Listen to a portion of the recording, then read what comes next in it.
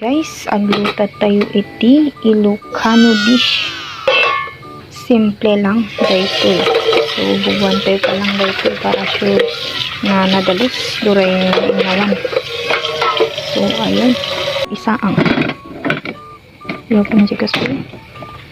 Nga ang burok jay danon. Tapos tayo ikabil dito. First batch na ikabil sibuyas, dayto ikat kamote, basitak na medyo nalapot, and then kamatis, and then dayto yan nga utong. Burok jay danon guys, ikang tayo iti bagoong. So lang. Dito.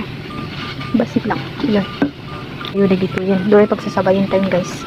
Kasi rabiin. Kailangan tayo ng mga so dito. Pinikos-mikos kayo lang. Yan lang. Kain tayo dito yung maluto. First batch buguan tayo mo tayo. Fresh from the garden. Mula ni mama. Ayan, nagbuburutin.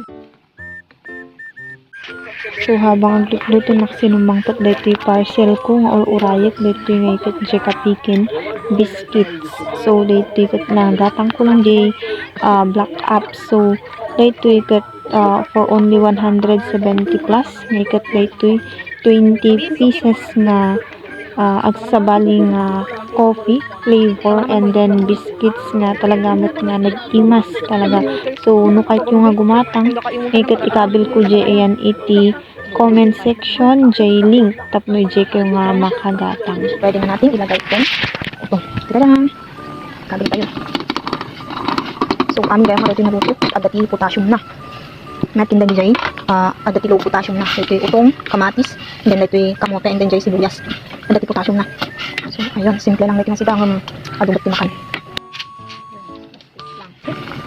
And then ikabil tayo. So i-update tayo lang pamaluto. Duray hapok lang dito yung utong kat na inasin. Tapos sumangit. Ang luong na yung makapabisin.